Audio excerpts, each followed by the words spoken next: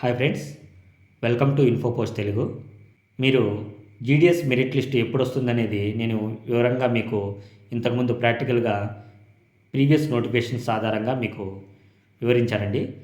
దానిలో చాలామంది కొన్ని డౌట్స్ అడిగారు. ఆ డౌట్స్కి నేను సమాధానంగా ఈ వీడియో చేస్తున్నాను. ముఖ్యంగా జీడిఎస్ మెరిట్ లిస్ట్ ఇంకొక 1 వీక్లో, నేను అనుకున్న దాన్ని బట్టి ఇంకొక 1 వీక్లో వస్తుందండి. ఈ మెరిట్ లిస్టు ఏ విధంగా తీస్తారనేది చాలామంది అడుగుతున్నారు. అంటే క్యాస్ట్ వైజ్గా మెరిట్ లిస్ట్ ఎలా తీస్తారు, మార్కులు సమానంగా ఉన్నప్పుడు మెరిట్ లిస్ట్ ఎలా తీస్తారు, డాక్యుమెంట్ వెరిఫికేషన్ ఎలా ఉంటుంది, మెయిన్గా కంప్యూటర్ సర్టిఫికేట్ కావాలా వద్దా, ఇవన్నీ మెయిన్ డౌట్స్ నేను తీసుకొని మీకు వీడియో చేస్తున్నాను. ప్లీజ్ దయచేసి మీకు ఈ వీడియోలో ఎక్కడైనా నచ్చినట్లయితే లైక్ చేయండి. మీకు ఎటువంటి డౌట్ ఉన్నా కామెంట్ చేయండి. ప్లీజ్ సబ్స్క్రైబ్ చేసుకోండి. సబ్స్క్రైబ్ చేసుకుంటే నా వీడియోస్ మీకు నోటిఫికేషన్ రూపంలో వస్తాయి.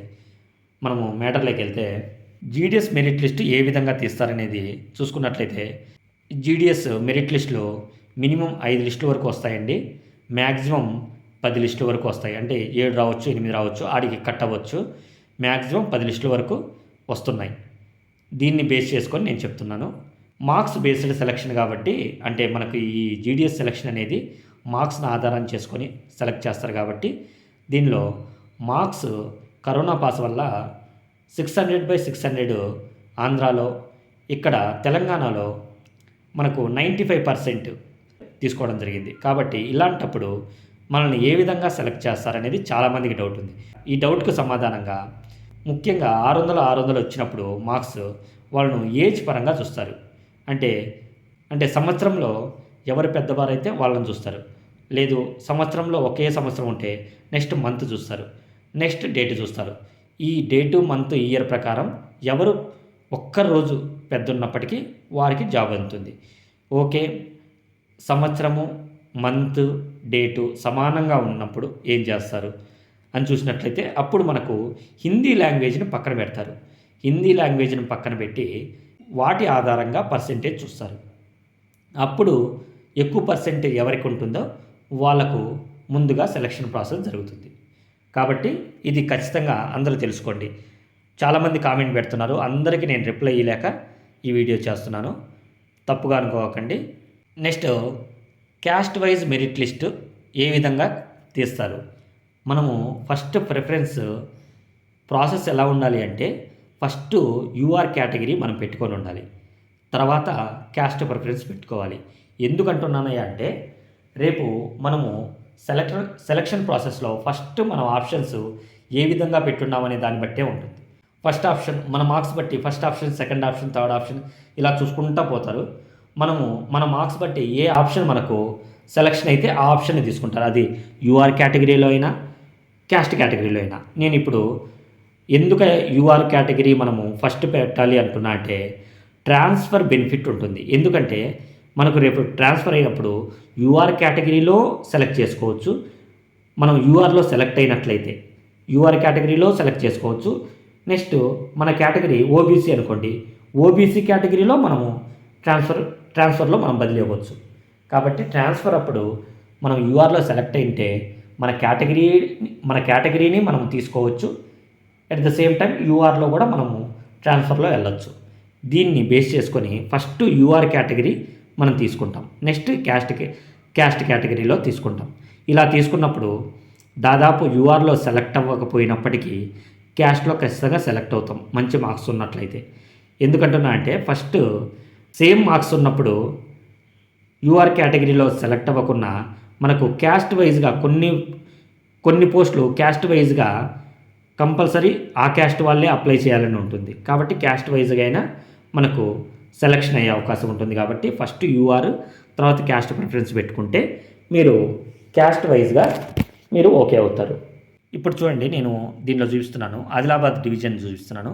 ఈ డివిజను ఆదిలాబాద్ ఆఫీస్, అంటే మనం సెలెక్ట్ అయిన BO Aknepalli, post name BPM, Aknepalli BO బీపీఎంగా సెలెక్ట్ అయ్యారు. ఎవరు అక్కడ ఏ కమ్యూనిటీలో సెలెక్ట్ అయ్యారు, కమ్యూనిటీ యూఆర్ అంటే అన్రిజర్వ్డ్ అంటే ఓపెన్లో సెలెక్ట్ అయ్యారు. అది ఇంకా నెక్స్ట్ రిజిస్టర్ నెంబర్, అతను అప్లై చేసిన రిజిస్టర్ నెంబర్, అతని పేరు రాథోడ్ స్వాతి, ఓకే. నెక్స్ట్ అతను ఎంత కట్ ఆఫ్లో సెలెక్ట్ అయ్యారు? 98.33 అంటే 98.3లో సెలెక్ట్ అయ్యారు. ఏ కేటగిరీ చూడండి ఇక్కడ ఎస్టీ కేటగిరీ. అతను క్యాండిడేట్ కమ్యూనిటీ ఏమో ఎస్టీ, కానీ అతను సెలెక్ట్ అయింది మాత్రం యూఆర్. ఇది గుర్తుపెట్టుకోవాలి. అతను క్యాండిడేట్ కమ్యూనిటీ ఏమో ఎస్టీ, సెలెక్ట్ అయిందేమో యూఆర్లో సెలెక్ట్ అయ్యాడు. Gender female. అతని డాక్యుమెంట్ వెరిఫికేషను హైదరాబాద్ సిటీలో జరుగుతుంది. ఈ విధంగా మనము లిస్ట్లో మనం చూసుకుంటాం. నెక్స్ట్ చూడండి, మీకు అర్థమైపోతుంది. నెక్స్ట్ ఆదిలాబాద్ డివిజన్లో అలిగాన్ ఆఫీస్లో బీపీఎంగా సెలెక్ట్ అయ్యారు. అలిగాన్ బీఓలో బీపీఎంగా. ఇతను ఈడబ్ల్యూఎస్లో ఇతను సెలెక్ట్ అయ్యాడు. నెక్స్ట్ క్యాండిడేట్ నేము షారుఖ్ ఖాన్. అతను ఎంత కట్ ఆఫ్లో? 95 కట్ ఆఫ్లో సెలెక్ట్ అయ్యాడు. ఇక్కడ తెలంగాణ వాళ్ళందరికీ 95 వరకే వచ్చింది. ఇక్కడ 98.3 ఎవరికి ఎందుకు వచ్చిందా అంటే అతను ఆంధ్ర వ్యక్తి ఆదిలాబాద్లో చేశాడు. మిగతా స్టేట్ కూడా ఉండొచ్చు. ఆంధ్ర వ్యక్తి ఆదిలాబాద్లో చేయడం వల్లనే 98.33 వచ్చిందని మనం గమనించవచ్చు. ఇతను క్యాండిడేట్ కమ్యూనిటీ ఏంది? ఈడబ్ల్యూఎస్. అతను ఈడబ్ల్యూఎస్, అతను సెలెక్ట్ అయింది ఈడబ్ల్యూఎస్. నెక్స్ట్ అతను మేలు, అతని డాక్యుమెంట్ వెరిఫికేషన్ ఆదిలాబాద్. అలా ఈ విధంగా మనము లిస్ట్లో మనం చూసుకోవచ్చు. చాలామంది అడుగుతున్నారు, సార్ మేము బీఓ ఎలా కనుక్కోవాలని. అక్కడే ఉంటుంది. ఇక్కడ ఫస్ట్ చూసుకుంటే అక్నేపల్లి బీఓ. ఆ బీఓలో మనం ఏ కేటగిరీలో సెలెక్ట్ అయ్యాం, బీపీఎమ్మా ఏబీపీఎమ్మా అక్కడే ఇచ్చుంటారు నీట్గా. మనం దేనిలో సెలెక్ట్ అయ్యాం, పోస్ట్ కమ్యూనిటీ. మనం ఏ కమ్యూనిటీలో మనం సెలెక్ట్ అయ్యామంటే యూఆర్ఆ, ఈడబ్ల్యూఎస్ఆ, ఓబీసీలో సెలెక్ట్ అయ్యామని నీట్గా ఉంటుందండి. ఈ లాస్ట్ ఉండే క్యాండిడేట్ కమ్యూనిటీలో మన కమ్యూనిటీ తెలుపుతుంది, పోస్ట్ కమ్యూనిటీలో మనకు పోస్ట్ వచ్చిన కమ్యూనిటీ తెలుపుతుంది. కాబట్టి ఈ డిఫరెన్షియేషను మీరు అర్థం చేసుకుంటారని ఆశిస్తున్నాను. చాలామంది కామెంట్లో తెలుపుతున్నారు మాకు అర్థం కావట్లేదు సార్ అని. అందుకే ఈ లిస్ట్ను నేను వివరిస్తున్నాను. నెక్స్ట్ చూసుకున్నట్లయితే మనకు డాక్యుమెంట్ వెరిఫికేషన్. నేను ఈ డాక్యుమెంట్ వెరిఫికేషన్ గురించి డెడికేటెడ్ వీడియో చేశానండి, కానీ అప్పటికి చాలామంది డౌట్స్ అడుగుతున్నారు. అందుకే ఇంకోసారి చెప్తున్నాను. మనకు డాక్యుమెంట్ వెరిఫికేషన్ అనేది 2 సార్లు జరుగుతుంది. First DV, second DV. అంటే first document verification, second document verification. First document వెరిఫికేషన్లో ఇప్పుడు నేను చెప్పేటి అన్ని సర్టిఫికేట్లు ఒరిజినల్స్ కంపల్సరీ ఉండాలండి. దీంట్లో ఎటువంటి ఎగ్జంప్షన్ లేదు. చాలామంది అడుగుతున్నారు, నా 10th మార్క్ లిస్టు కాలేజీలో ఉంది సార్, ఏం కాదు కదా అని. కంపల్సరీ మీ ఒరిజినల్ సర్టిఫికేట్స్ ఉంటేనే మిమ్మల్ని అనుమతిస్తారు, లేకపోతే ఎటువంటి ఎగ్జంప్షన్ ఉండదు. కంపల్సరీ మీరు రిజెక్ట్ అయిపోతారు. కాబట్టి ఒరిజినల్ సర్టిఫికేట్ అంటే SSC memo, next community certificate, caste certificate original. మనకు ఓబీసీ అయితే చాలామంది బీసీఏ, బీసీబీ, బీసీసీ అంటున్నారు. ఇవన్నీ కూడా మన స్టేట్ పరంగా బీసీఏ, బీసీబీ అన్నీ వస్తాయండి. సెంట్రల్ పరంగా ఒకటే సర్టిఫికేట్ ఉంటుంది, ఓబీసీ సర్టిఫికేట్. ఓబీసీ సర్టిఫికేట్ మాత్రమే తీసుకోవాలి. బీసీ క్యాండిడేట్స్ ఓబీసీ సర్టిఫికేట్ మాత్రమే తీసుకోవాలి. మిగతా ఎస్సీ, ఎస్టీ వాళ్ళు మనకు స్టేట్ అయినా సెంట్రల్ అయినా ఒకటే అండి. కానీ బీసీ కేటగిరీకి వచ్చేతలకే ఓబీసీ సర్టిఫికేట్ తీసుకోవాలి. ఎంఆర్ ఆఫీస్లో ఓబీసీ సర్టిఫికేట్ తీసుకోవాలండి. అది చాలామంది డౌట్స్గా అడుగుతున్నారు, అందుకే వివరిస్తున్నాను. Next PWD certificate, next transgender certificate, next date of birth proof. చాలామంది దీన్ని అడుగుతున్నారండి. డేట్ ఆఫ్ బర్త్ ప్రూఫ్ అంటే మనకు 10th మార్క్స్ షీట్ సరిపోతుంది, 10th మార్క్స్ మేము సరిపోతుంది. డేట్ ఆఫ్ బర్త్ ప్రూఫ్ మనకు దాంట్లో డేట్ ఆఫ్ బర్త్ ఉంటుంది కాబట్టి దానికి సపరేట్గా తేవాల్సిన అవసరం ఉండదు. ఆధార్ కార్డు కూడా మనం తీసుకోవాల్సిన అవసరం ఉండదు, కానీ స్పేర్గా ఆధార్ కార్డు ఉంటే మంచిది. నెక్స్ట్ మెడికల్ సర్టిఫికేట్ అంటే మన గవర్నమెంట్ హాస్పిటల్లో తీసుకున్న మెడికల్ సర్టిఫికేటు, ముఖ్యంగా సర్జన్ అంటే ఆథరైజ్డ్ సర్జన్ చేత మనము మెడికల్ సర్టిఫికేట్ తీసుకుంటే చాలా మంచిది. మీకు అందుబాటులో లేకపోయినట్లయితే గవర్నమెంట్ హాస్పిటల్లో తీసుకున్నా కానీ ఏం కాదు. నేను గవర్నమెంట్ హాస్పిటల్లోనే తీసుకెళ్ళాను, నాకు ఏ ఇబ్బంది జరగలేదు. కాబట్టి మీరు ముఖ్యంగా సర్జన్ ఉంటే తీసుకోండి, లేకపోతే గవర్నమెంట్ హాస్పిటల్ నుంచి అయినా మీరు తీసుకొని పోవచ్చు. ఇవన్నీ కూడా ఒరిజినల్ డాక్యుమెంట్సే కావాలి. ఇవన్నీ ఒరిజినల్ డాక్యుమెంట్స్తో పాటు 2 ఫొటోస్, 2 పాస్పోర్ట్ సైజ్ ఫొటోస్. మనం అప్లికేషన్లో మనం అప్లై చేసేటప్పుడు ఏ ఫోటో ఉందో అవే తీసుకొని పోవడం చాలా మంచిది. ఒకవేళ అవి మిస్ అయినట్లయితే ఏం పర్వాలేదు, మళ్ళీ అయినా ఈ రీసెంట్గా తీసిన ఫొటోస్ తీసుకొని వెళ్ళండి. 2 ఫొటోస్ తీసుకొని వెళ్ళండి.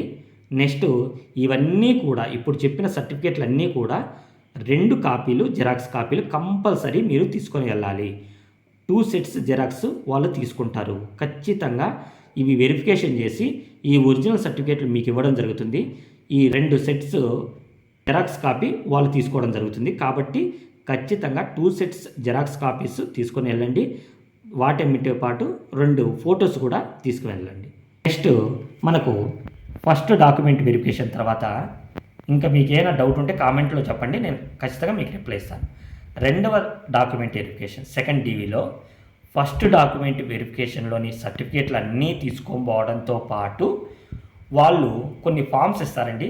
వాటిని అటెస్టేషన్ ఫామ్స్ అంటారు. వాటిలో అన్నీ ఎలా ఫిల్ చేయాలో నేను మీకు తర్వాత ఆ సెకండ్ వెరిఫికేషన్ టైంలో నేను వీడియో చేస్తాను. ఫస్ట్ వెరిఫికేషన్ అయిపోతానే సెకండ్ వెరిఫికేషన్లో నిదానంగా వీడియో చేస్తాను. మీరు తొందరపడాల్సిన అవసరం ఉండదు. ఫస్ట్ వెరిఫికేషన్ మీరు నీట్గా కంప్లీట్ చేసుకోండి. మెరిట్ లిస్ట్ ఓపెన్ అయినాక మీరు చూసుకొని మీరు సెలెక్ట్ అయినట్లయితే ఫస్ట్ వెరిఫికేషన్కి మీరు సర్టిఫికేట్స్ అన్నీ నీట్గా తీసి పెట్టుకొని వాటిని మీరు అరేంజ్ చేసుకోండి. సెకండ్ డీవీకి ఓన్లీ ఫస్ట్ డాక్యుమెంట్ వెరిఫికేషన్లో ఉండే సర్టిఫికేట్స్ మాత్రమే తీసుకుని వెళ్తారు. అక్కడికి తీసుకుని వెళ్ళినాక ఆ డాక్యుమెంట్స్ వెరిఫికేషన్ అయిపోయినాక వాళ్ళు కొన్ని అటెస్టేషన్ ఫామ్స్ మన చేతికి ఇస్తారు. వాటిని మనం ఫిల్ చేసి వాటిలో character certificate, identity certificate, medical certificate ఈ 3 ఉంటాయి. వీటి చేత మెడికల్ సర్టిఫికేట్లో మళ్ళీ మనం గవర్నమెంట్ హాస్పిటల్లో పోయి వాళ్ళ దగ్గర సైన్ స్టాంప్ చేయించుకోవాలి. నెక్స్ట్ క్యారెక్టర్ సర్టిఫికేట్, ఐడెంటిటీ సర్టిఫికేట్లో గెజిటేటెడ్ ఆఫీసర్స్ ఎవరైనా like MRO, MPDO, high school HM ఇలాంటి గెజిటెడ్ ఆఫీసర్ల చేత మనం ఐడెంటిటీ సర్టిఫికేట్, క్యారెక్టర్ సర్టిఫికేట్ మీద సైన్ చేయించి స్టాంప్ వేయించుకోవాలి. నేను నెక్స్ట్ వాటి గురించి వివరిస్తాను. ఈ సెకండ్ వెరిఫికేషన్లో ఫస్ట్ వెరిఫికేషన్లోని డాక్యుమెంట్స్ అదే సర్టిఫికేట్స్, నెక్స్ట్ అటెస్టేషన్ ఫామ్స్ ఉంటాయి అంతే. ఇంకా దాంతో మీకు first verification second verification complete అయిపోతుంది. మీరు జాబ్లో జాయిన్ అవుతారు. ఇంకా ఎటువంటి ప్రాబ్లం అయితే మీకు ఉండదు. దీని గురించి ఫస్ట్ స్టార్టింగ్ నుంచి మనకి ఎండింగ్ జాబ్లో జాయిన్ అయ్యి శాలరీ తీసుకునేంత వరకు ఎలా జరుగుతుందో ప్రాసెస్ అంతా నేను ఒక వీడియో రూపంలో పెట్టాను. అది మీరు డిస్క్రిప్షన్లో ఉంటుంది, వెళ్ళి ఆ వీడియో చూడండి. ఇంకా మీకు బాగా అర్థమవుతుంది. వాటిలో కొన్ని డౌట్లకు మాత్రమే నేను ఇప్పుడు ఇంత ఎక్స్ప్లెనేషన్ ఇస్తున్నాను. నెక్స్ట్ చాలామంది కొన్ని డౌట్స్ అడుగుతున్నారండి. వాటి గురించి నేను నీట్గా గమనికలో మీకు కొన్ని చెప్తాను. 550 మార్క్స్ కంటే తక్కువ వచ్చిన వారు సర్టిఫికేట్లు ఇప్పుడే అరేంజ్ చేసుకోమాకండి. ఎందుకంటే వారికి వచ్చే అవకాశం చాలా లెస్గా ఉంది. ఎందుకంటే కరోనా పాస్ వల్ల 550 అబోవ్ వార్డులకే కష్టంగా ఉంది. అంటే 590 కిందనే కష్టంగా ఉంది. అట్లాంటిది 550 కంటే కింద ఉండేవాళ్ళు ఇప్పుడే సర్టిఫికేట్ల గురించి మీరు కంగారు పడద్దు. ఎక్కడన్నా కాలేజీలో ఉంటే వాళ్ళకు అమౌంట్ పే చేసి తీసుకొని రావడం చేయమాకండి.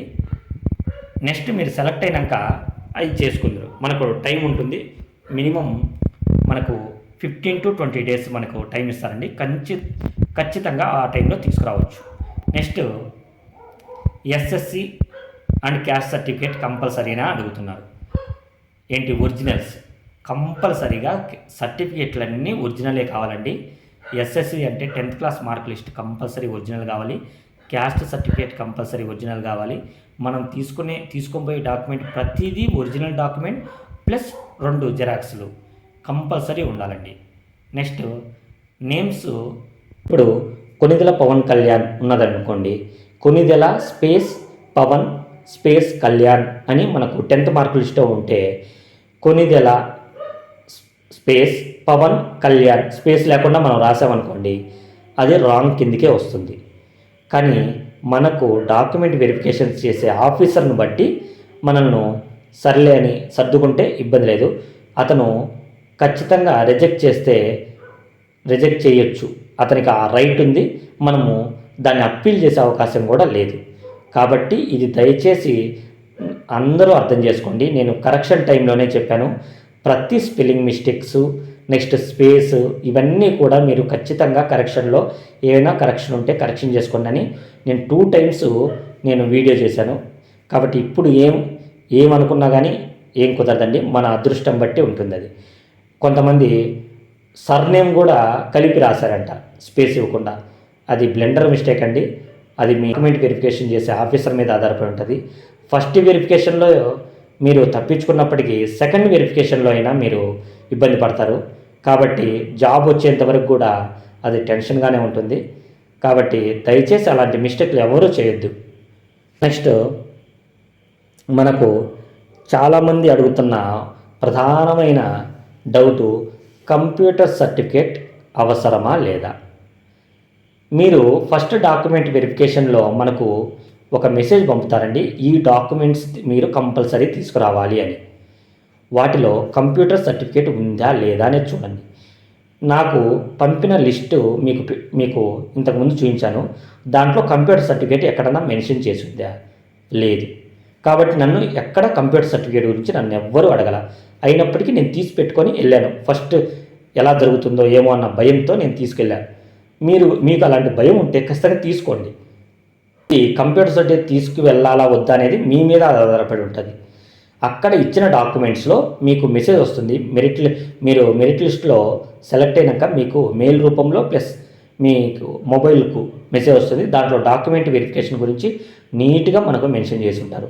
వాటిలో కంప్యూటర్ సర్టిఫికేట్ గురించి ఉంటే ఖచ్చితంగా తీసుకెళ్ళండి. కంప్యూటర్ సర్టిఫికేట్ ఇప్పుడు ఎవ్వరూ అడగట్లేదండి.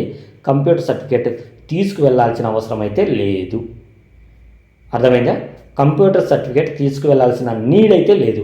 కానీ మీకు భయము, ఎవరన్నా ఆ ఆఫీసర్ ఏదైనా టెన్షన్లో ఉండి అడిగి మమ్మల్ని రిజెక్ట్ చేస్తాడేమన్నా భయం ఉంటే మాత్రం తీసుకువెళ్ళండి. ఆ కంప్యూటర్ సర్టిఫికేట్ తీసుకెళ్ళడానికి 1 or 2 days ముందు అప్లై చేస్తే మనకి ఈజీగా వచ్చేస్తుంది. దాని గురించి కంగారు పడాల్సిన అవసరం లేదు. మీరు సెలెక్ట్ అయిన తర్వాతనే మీరు అప్లై చేసి తీసుకువెళ్ళండి.